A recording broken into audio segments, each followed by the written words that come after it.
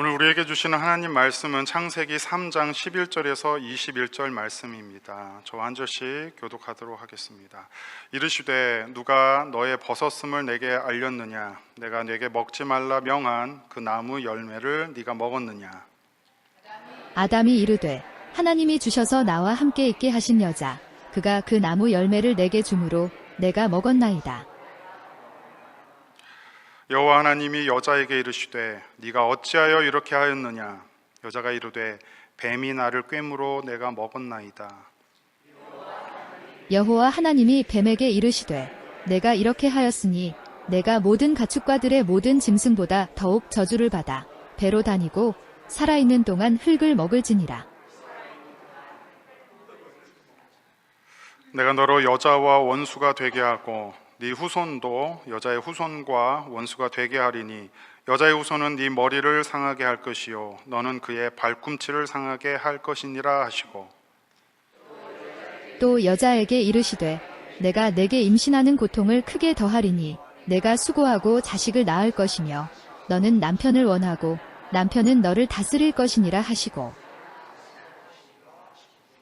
아담에게 이르시되 네가 네 아내의 말을 듣고 내가 너에게 먹지 말라 한 나무의 열매를 먹었은즉 땅은 너로 말미암아 저주를 받고 너는 네 평생에 수고하여야 그 소산을 먹으리라.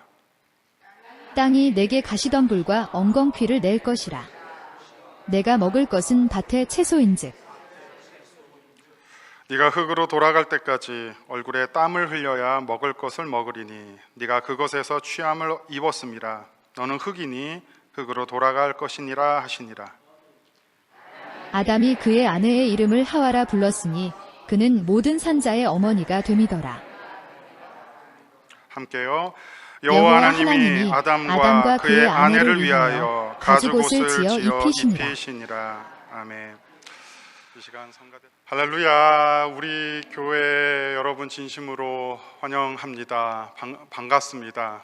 제가 지금 VBS 기간 동안에 잠을 많이 못 잤어요. 어제도 못 잤고 그제도 못 잤어요. 그래서 버퍼링이 가끔씩 일어납니다. 하지만 하나님께서는 이렇게 부족할 때 더 큰 영광을 받으시는 분이심을 제가 압니다. 그래서 오늘 귀한 은혜가 있기를 소망합니다. 여러분, 우리가 이렇게 강해 설교를 한 지가 4주째가 돼가고 있어요. 이제 딱 한 달이 됐는데 여러분 그동안 배웠던 말씀들을 잘 기억이 나시죠? 아멘. 창조주 하나님께서 왜 그렇게 창조가 다 끝나지도 않았는데 하나 만드시고 보시기에 좋았더라. 또 하나 만드시고 또 보시기에 좋았더라. 자꾸 창조가 다 완성되지도 않았는데 그렇게 만족을 드러내셨는가? 문제는 그것을 이해하지 못하는 우리에게 있었다. 이것을 봤었어요. 수많은 예배, 섬김, 예물을 드리면서도 우리가 하나님의 시선, 그 만족스러워 하시는 기쁨에 참여하고 있지 못하다면 우리의 인생관, 우리 생각의 중심이 완성과 결과에 집착하는 것이 아니라 완성으로 나아가는 과정 그 자체를 기뻐하고 존중할 줄 알아야 한다고 했어요. 왜냐하면 우리가 받은 가장 큰 축복이 뭐지요? 우리를 하나님의 형상으로 만드셨다는 거 아니에요? 그렇죠. 그러나 그때도 완벽한 존재로 만드신 것이 아니라 삶의 수고와 애씀과 노력을 그 수많은 시행착오를 거쳐서 그 형상대로 지어지도록 우리를 만드셨다는 것을 우리가 배웠습니다. 우리가 인생의 이 과정을 알 때 아무리 부족한 자라고 할지라도 그 안에서 이제 시작된 변화, 아주 작은 순종의 열매, 그리고 내면에 일어난 새로운 의지 하나조차도 귀하게 여기시는 그분의 시선, 관점을 갖게 되고 하나님의 창조의 기쁨에 참여할 수 있다. 이 사실을 함께 보았습니다. 그리고 또 한 가지 중요한 사실은 인간이 조금씩 변화되고 있다 할지라도 혼자서 완성된 존재가 될 수 없다는 것을 배웠어요. 성경에는 독불 장군이 없어요. 하나님 자신도 성부, 성자, 그리고 성령님의 연합된 모습으로 존재하세요. 우리의 존엄함과 영광된 그 완성의 모습도 공동체 안에서, 가정 안에서 연합된 모습에서 그 완성으로 나아갈 수 있다는 사실을 깨달았습니다. 그리고 지난주에는 이 완전한 연합을 슬그머니 깨고 들어오는 아담과 여자를 유혹하는 간교한 존재, 뱀의 등장을 우리가 살펴봤어요. 창세기 3장의 뱀은 피조물이었지만 언약 밖에 있는 존재였고 질서를 기만하는 그런 실체, 뱀의 실체를 우리가 봤었어요. 그래서 지난주 주제가 타락이었어요. 타락. 자, 타락해버린 인류, 존엄함과 영광에서 떨어져 버렸을 때, 이때 하나님이 부르시는 음성이 있었어요. 아담아, 네가 어디 있느냐. 이것은 아담의 위치를 확인하는 목소리가 아니라 본인이 어디에 있는지를 전혀 보지 못하고 있는 인간의 영적 상태에 대한 일깨우심이었습니다. 그래서 오늘 설교의 제목은 심판 가운데 드러난 은혜인데요, 뱀의 유혹에 의해서 타락한 자신을 눈이 밝아졌다라고 자기 스스로를 그렇게 생각하는 아담과 여자를 하나님은 어떻게 새롭게 회복해 나가시는가를 우리가 볼 겁니다. 근데 제가 자꾸 하와를 여자라고 부르니까 어떤 분이 하와라는 이름이 있는데 왜 자꾸 여자라고 그러냐 이렇게 말씀을 하시더라고요. 제가 이제 그 얘기를 듣고 제가 우리 아내한테 예전에 하윤이 엄마라고 불렀더니 나도 이름이 있는데, 나도 여보라는 소리 진짜 싫어하고요. 누구 엄마 싫어. 여자분들이 좀 그런 얘기를 하시는 것 같아요. 근데 제가 지금 여자라고 부르는 데는 이유가 있어요. 여자는 아직 이름이 없습니다. 여자의 이름은 오늘 본문 20절에 가서야 하와라고 생기게 되는데, 여기에는 놀라운 비밀이 있다는 것을 우리가 배우게 될 겁니다. 자, 먼저 11절 함께 보겠습니다. 이르시되 누가 너의 벗었음을 내게 알렸느냐? 내가 내게 먹지 말라 명한 그 나무 열매를 네가 먹었느냐? 여기서 우리는 하나님의 두 가지 질문을 보게 됩니다. 첫 번째는 누가 너의 벗었음을 너에게 고했느냐? 이 질문은 하나님이 아담아 어디 있느냐라는 질문에 대한 아담의 대답과 연관이 있습니다. 우리가 보통 선악과라고 말하는, 본래 이름은 선악을 알게 하는 나무의 열매, 줄여서 선악과라고 하는 이 열매를 먹고 눈이 밝아진 아담은 이 앞에 10절 한번 볼게요. 10절에서 이렇게 대답합니다. 벗었으므로 숨었습니다. 자, 이렇게 대답을 합니다. 벗었으므로 숨었습니다. 그런데 이 대답이 하나님이 보시기에 제대로 된 대답일까요? 아닐까요? 아니죠. 어딨냐 물으니까 숨었는데요. 이런 대답이 어디 있어요? 그죠? 자, 이것은 굉장히 의도가 있는 겁니다. 의도적인 문학적인 대화 구조를 통해서 보여주는 건 뭐냐면, 눈이 밝아진 모습의 첫 번째 본질은 수치와 두려움을 알게 된 것을 강조하는 것입니다. 자, 에덴 동산에 이제 선선한 바람이 부는 저녁이 되었어요. 자, 8절을 볼게요. 8절을 보니까 그들이 그날 바람이 불 때 동산에 거니시는 여호와 하나님의 소리를 듣고라고 말씀하고 있어요.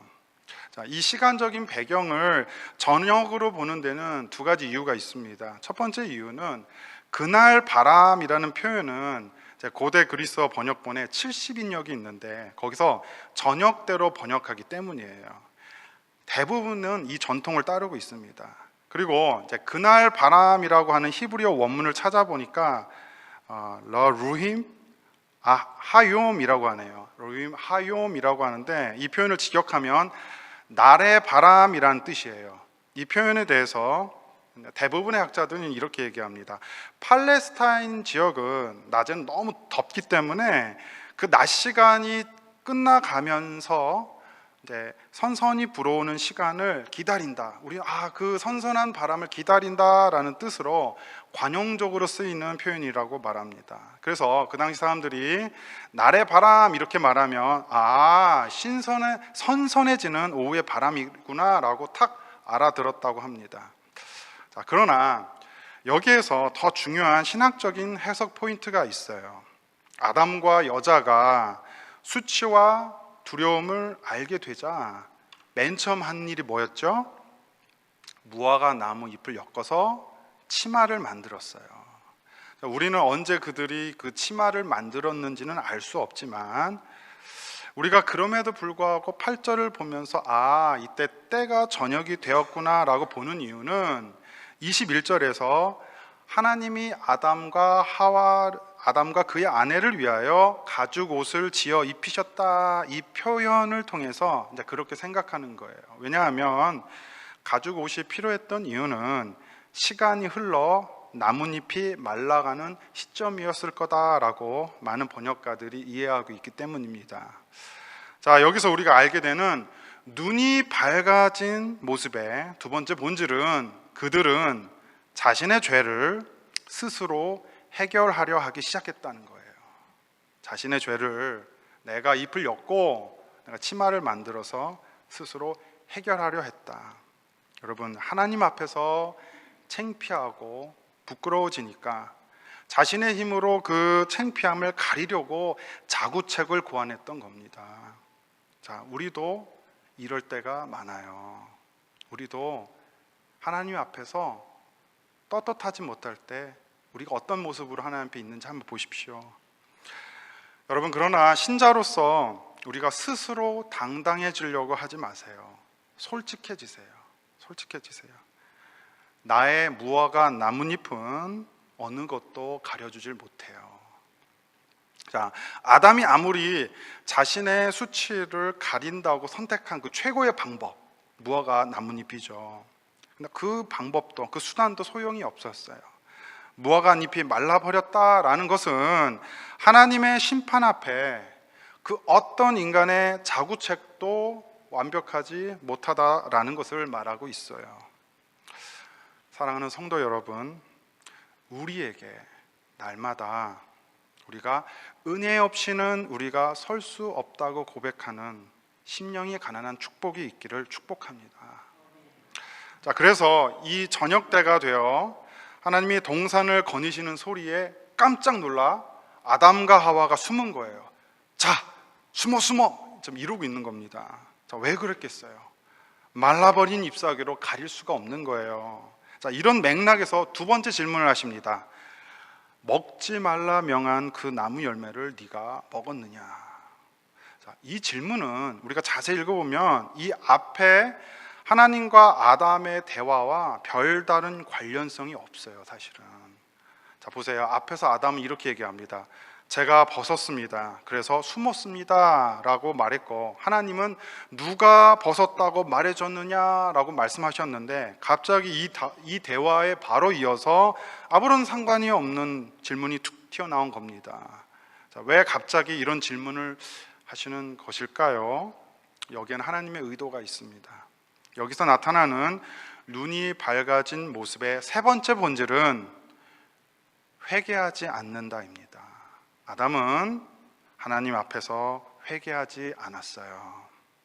우리가 잘 알다시피 창세기 3장 6절과 7절에서 그들이 벗었음을 알게 된 이유는 하나님이 먹지 말라고 명하신 그 나무의 열매를 먹고 나서 눈이 밝아진 결과라는 것을 우리가 압니다.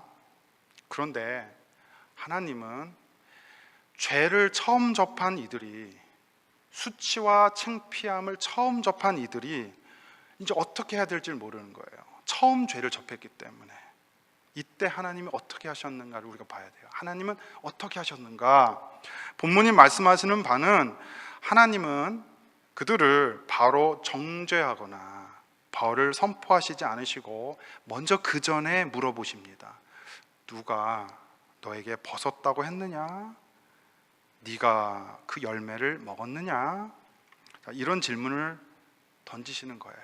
이것은 아담과 여자로 하여금 자신들의 죄를 직면하게 하는 질문입니다.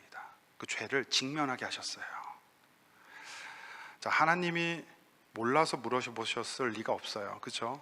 야, 너 뭐 했냐? 나 다 알아. 또 똑바로 말 안 해. 지금 이러시는 게 아니에요. 그죠?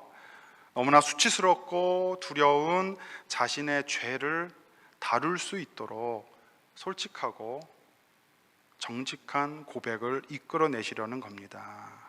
왜 그러시냐면 이 과정은 관계 회복을 위한 대면입니다. 여러분, 어떤 죄라도 우리는 그것을 다룰 수 있습니다. 담대하게 여러분의 죄를 숨기지 않는 거예요. 담대하게 그것을 주님께 고백하고 그 다음 끊어버리고 주님의 도우심을 구하는 것입니다. 죄사함은 여러분 기도하시는 거예요. 죄사함은 오직 주님께만 있습니다. 여러분 믿습니까? 여러분 그렇게 나가는 것이 죄를 다룰 수 있는 그런 권리를 우리에게 권세를 주셨어요. 자, 여기에 하나님의 성품이 드러나십니다. 하나님의 긍휼하심은 9절에서 아담아 어디 있느냐 먼저 찾아오시는 모습으로 드러나십니다. 그리고 11절에서 벌을 선포하기 전에 스스로 죄를 다루고 죄를 직면할 수 있도록 고백과 회개를 이끌어내시는 이 질문 속에서도 드러납니다. 이러한 성품은 삭개오를 대하는 예수님의 태도에서도 잘 드러납니다. 누가복음 19장 10절을 봅니다. 인자가 온 것은 잃어버린 자를 찾아 구원하려 함이라. 이 말씀은 예수님께서 삭개오의 회개를 보시면서 하신 선언입니다. 근데 이 장면은 그 바로 앞에 18장에 있었던 여리고 근처에 있었던 한 맹인의 눈을 뜨게 하신 사건과 연결시켜 있습니다. 자, 그러니까 누가복음의 저자 누가가 맹인이 눈을 뜬 사건과 삭개오가 회개하는 것이 같은 의미가 있다는 것을 의도적으로 드러내고 있습니다. 예수님이 여리고에 들어가셨을 때 돌 무화과 나무에 올라간 삭개오에게 다가오십니다. 7절에서 사람들은 삭개오가 세리인데 세리라고 부르지 않아요. 뭐라고 부르냐면 하마톨로라고 불러요. 이게 뭐냐면 죄인이란 뜻이에요. 하마톨로, 하마톨로스의 역격입니다. 그래서 하마톨로라고 손가락질을 하고 있지만 예수님은 오히려 그의 집에 머물겠다고 하십니다. 그때 삭개오가 뭐라고 했죠? 스스로 죄인임을 인정하고 8절에서 이렇게 고백합니다. 삭개오가 서서 주께 여짜오되 주여 보시옵소서 내 소유의 절반을 가난한 자들에게 주겠사오며 만일 누구의 것을 속여 빼앗은 일이 있으면 내 갑절이나 갚겠나이다. 그를 찾아오신 예수님의 마음을 볼 수 있었던 삭개오는 그 사랑을 깨닫고 회개하며 삶의 변화를 고백했습니다. 자, 그래서 누가복음 19장의 메시지는 이런 겁니다. 참으로 눈이 열린 자는 삭개오처럼 회개하는 자입니다. 여러분 믿습니까? 자, 오늘 본문에서도 지금 같은 상황이 아담에게 주어졌다고 볼 수가 있습니다. 자, 그런데 12절에 아담의 대답을 한번 볼까요? 아담이 이르되 하나님이 주셔서 나와 함께 있게 하신 여자 그가 그 나무 열매를 내게 줌으로 내가 먹었나이다. 자, 아담의 대답을 보면 두 가지 질문 중에 누가 너의 벗었음을 말했느냐라는 질문에 대한 대답은 하지 않습니다. 다만 열매를 먹었느냐라는 질문에 대한 대답만 하고 있습니다. 좀 대답이 근데 이상해요. 아담이 첫 번째 질문에는 왜 대답을 안 했을까요? 여기에는 첫 번째 질문을 잘 생각해 보세요. 누가 너한테 그런 얘기를 했느냐? 이게 사실은 더 불편하고 두려운 질문이었기 때문입니다. 누가 내게 알렸느냐? 여기에 만약에 답을 하게 되면 결국 뱀의 말을 자기가 선택했다는 사실이 드러날 수밖에 없는데 그 경우 변명의 여지가 줄어듭니다. 아담은 회개하기보다는 자기 방어와 변명을 선택합니다. 그래서 곧바로 이렇게 얘기하죠. 여자가 좋습니다. 자기의 책임을 지금 다른 사람에게 전가합니다. 그리고 이런 얘기도 붙이죠. 하나님이 주셨던 여자라는 표현을 붙여서 결국 하나님에게 그 책임을 돌리는 흐름으로 말을 이어갑니다.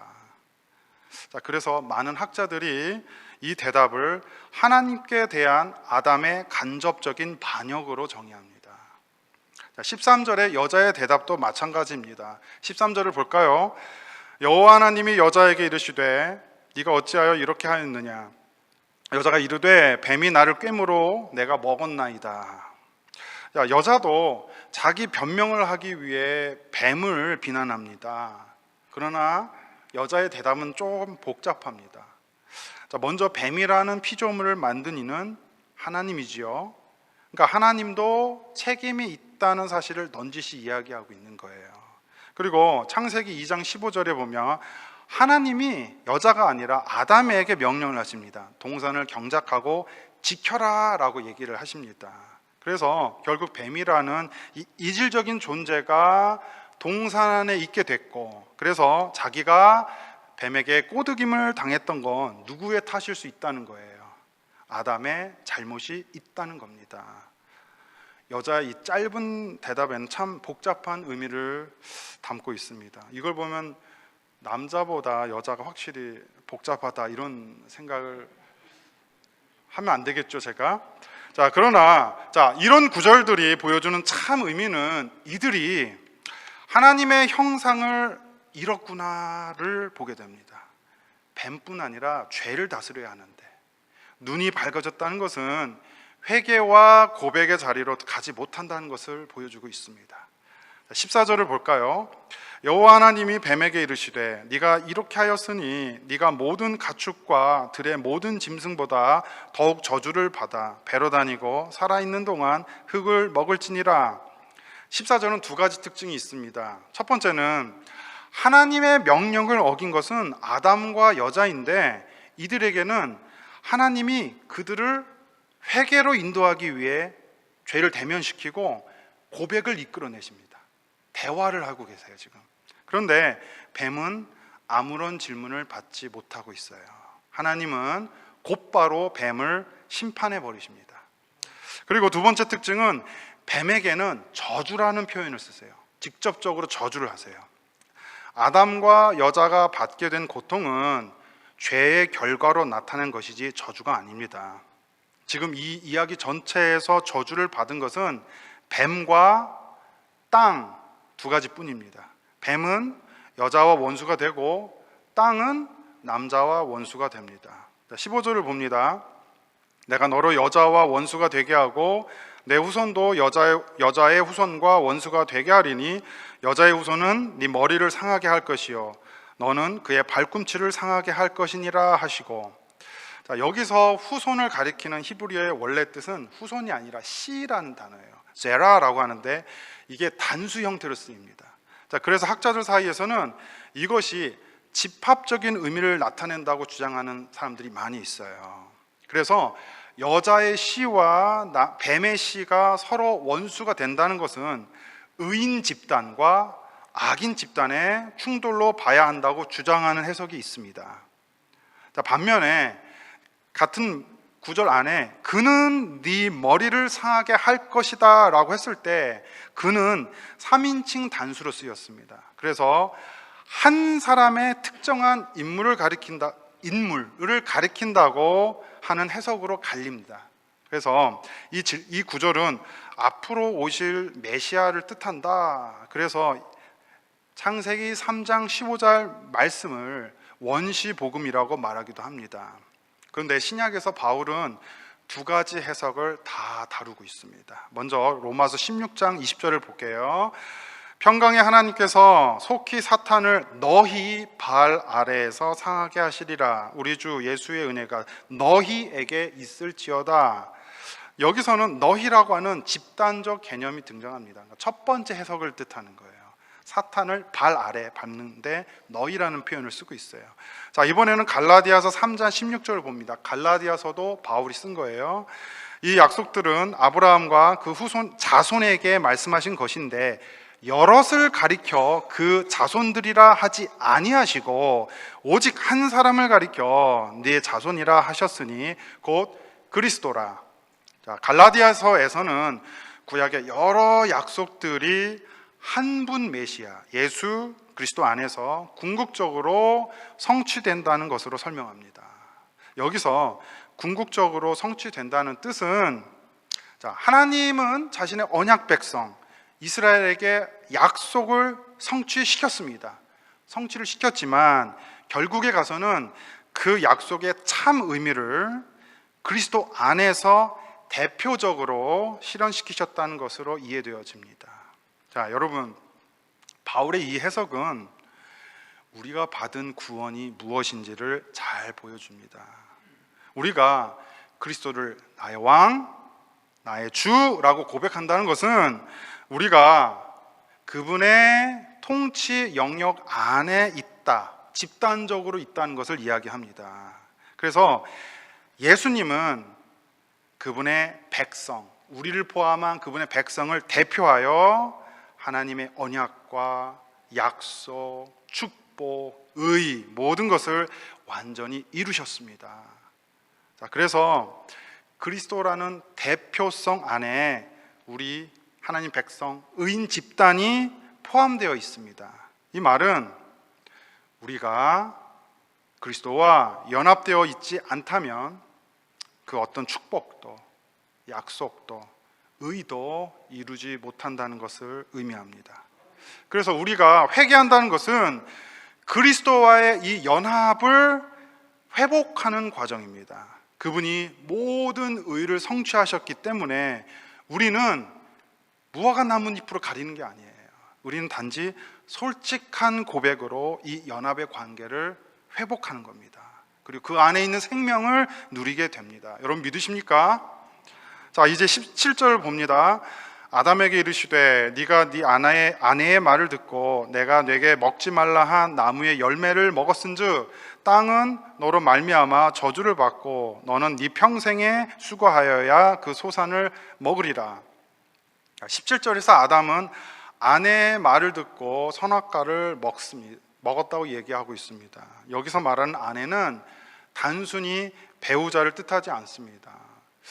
남편들이 배우자의 말을 안 듣는 거는 그건 지혜로운 짓이 아니에요. 그렇죠? 아멘 하시는 분이 계시는데, 자, 근데 지금 여기서는 그 아내의 말을 들었다고 하나님 책망하시는데 아내가 배우자를 뜻하는 것이 아닙니다. 이것은 이미 뱀의 말에 넘어간 자를 가리킵니다. 그래서 아담은 하나님의 말씀보다 유혹받은 아내의 말을 우선시했습니다. 따라서 아내의 말을 들었다는 것은 단순한 부부간의 대화를 의미하는 것이 아니라 왜곡된 권위와 왜곡된 말씀을 따르는 것을 의미합니다. 여러분, 교회 안의 문제는 진리와 비진리의 단순한 대립에서 일어나지 않습니다. 오히려 신자들을 가장 혼란스럽게 하는 것은 진리의 모양을 하고 있지만 부분적으로 아주 작은 부분을 왜곡하는 것입니다. 오히려 비진리는 우리가 구분하기가 너무 쉬워요. 완전한 비진리는 우리가 담대하게 대응도 할 수 있습니다. 그러나 교회 안에 혼합주의가 있을 때 교회는 넘어지기 쉽습니다.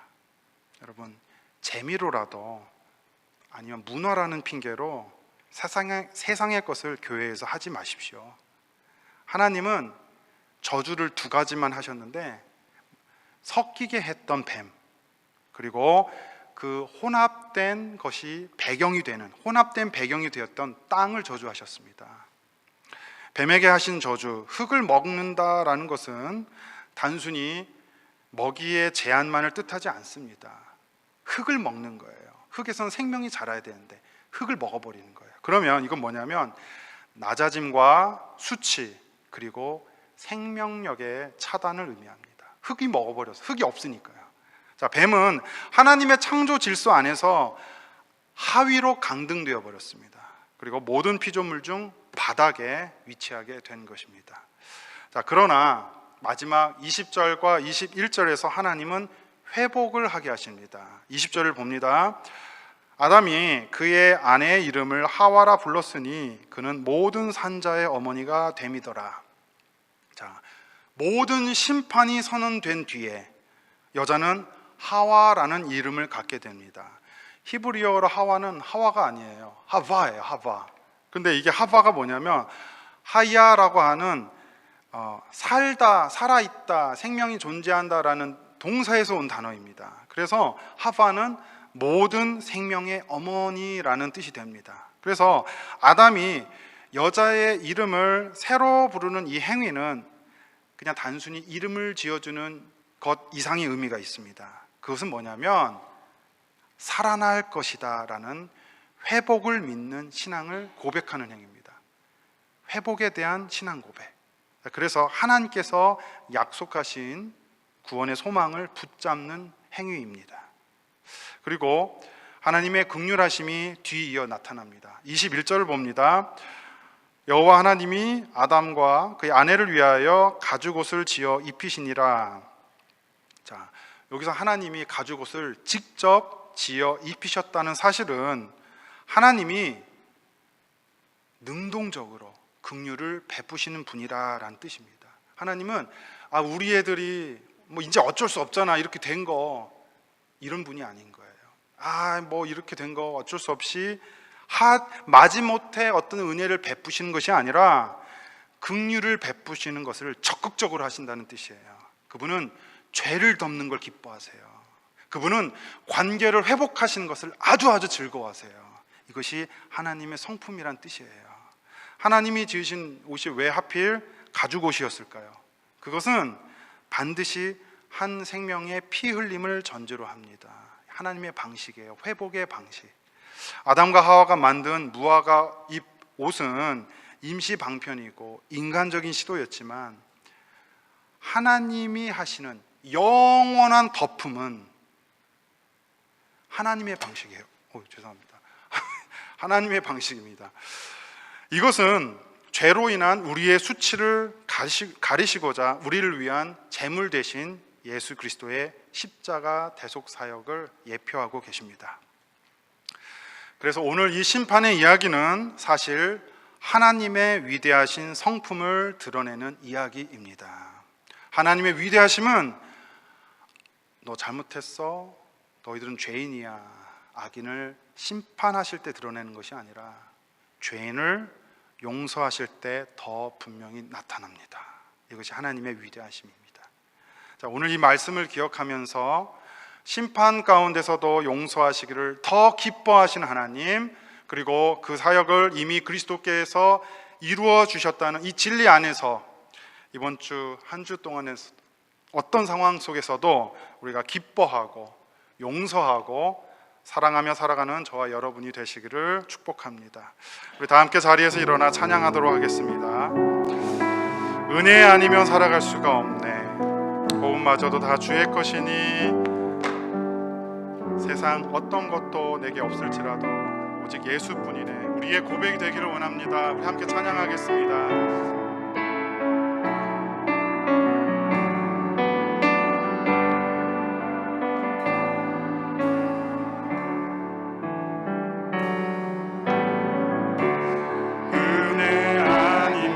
살아갈 수가 없네,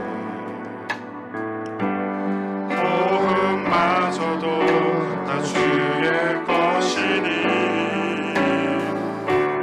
세상 평안과 위로 내게 없어도 예수, 오직 예수뿐이니. 다시 한번 고백하는 마음으로 찬양하겠습니다. 은혜 아니면 살아갈 수가 없네, 호흡마저도 다 주의 것이니 세상 평안과 위로 내게 없어도 예수, 오직 예수뿐이네. 주님 그렇습니다.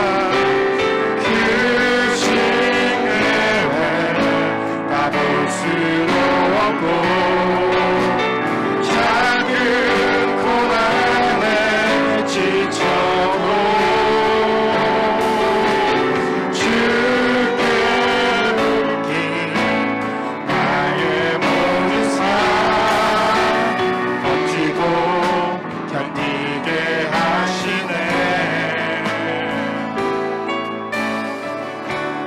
은혜 아니면 살아갈 수가 없네. 나의 모든 것 다 주께 맡기니 참된 평안과 위로 내게 주신 예수, 오직 예수뿐이네. 아멘. 우리 함께 오늘 말씀을 생각하면서 함께 기도하며 나가도록 하겠습니다. 주님 앞에서 내가 하나님이 겉으로 잘못한 것만 가리려고 무화과 잎으로 하나님이 치마를 만들면 내가 하나님 앞에 나아가진 않았습니까? 주님, 나의 죄를 대면케 하고자 하나님 나의 죄를 정말 다스리라고 오늘도 말씀하시는데 내 속 생각과 내 중심에서는 정말 내가 어떤 마음으로 살고 있습니까? 우리 주여 한번 외치고 주님 앞에 나아갈 때 주님, 내가 정말 하나님 앞에 회개할 수 있도록 하나님 도와주시옵소서. 우리는 고백으로 나아가도록 하겠습니다. 주여, 그렇습니다. 하나님, 내가 정말 주님 앞에 있기를 간절히 원합니다. 주님, 우리가 어느 상황에 있을지라도 우리를 대면케 하시며 우리를 고백케 하실 주님의 은혜를 고백합니다. 하나님, 내가 열광주의로 내가 정말 하나님 내 안에 있는 어떤 형식으로 종교 행위로 주님 앞에 나아가지 않게 하여 주시옵소서. 내가 정말 진심이고 솔직한 마음으로 하나님 주님께서 대면케 하신 이 모습으로 나아갈 때 하나님 내 중심에 내 본성에 하나님 나 이런 죄가 있습니다. 하나님 나 이렇게 부족합니다. 하나님, 그러나 하나님 나를 도와주시옵소서. 하나님, 죄의 용서함이 주님께 있사오니 주님께 모든 걸 맡깁니다. 이 모든 것을 예수 그리스도 안에서 다 이루셨으며 내가 그리스도 안에 있음을 고백하오니 주님 나를 도와주시옵소서. 하나님, 이런 마음으로 나아갈 수 있도록 주여 우리를 붙잡아 주시옵소서. 하나님, 우리의 미끄러진 마음을 치료하여 주시옵소서. 우리 한 가지 더 위해서 기도합니다.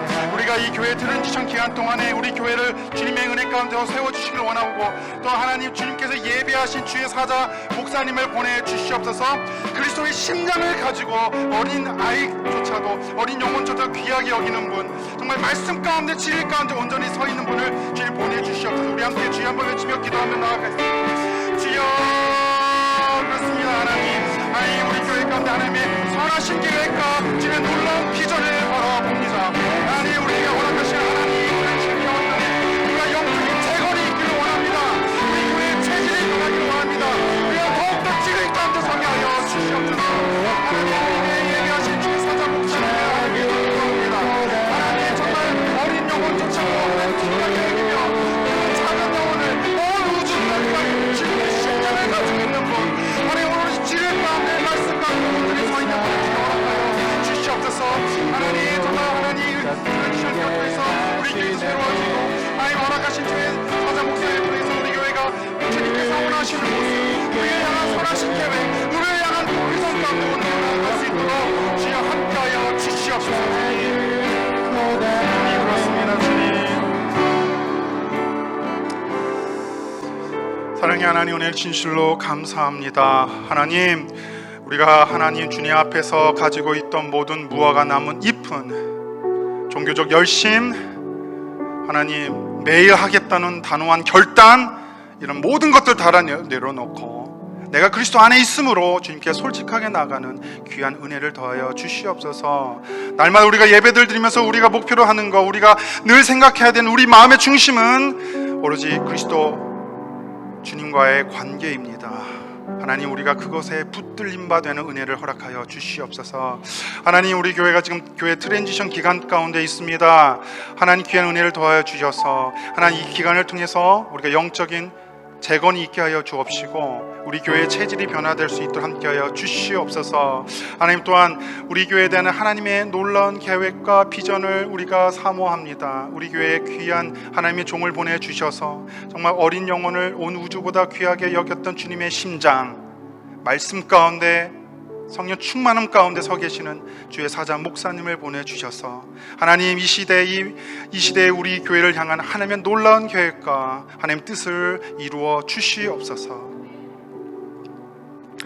지금은 우리를 죄와 사망에서 구원하신 우리 주 예수 그리스도의 은혜와 하나님 아버지의 크신 사랑과 성령님의 교통하시고 위로하시는 은혜가 이 자리에 함께 예배드린 모든 성도들의 삶 위에, 그 가정과 일터와 교회 위에, 그리고 주님의 복음을 기다리는 온 세상 위에 이제부터 영원토록 함께 있을지어다.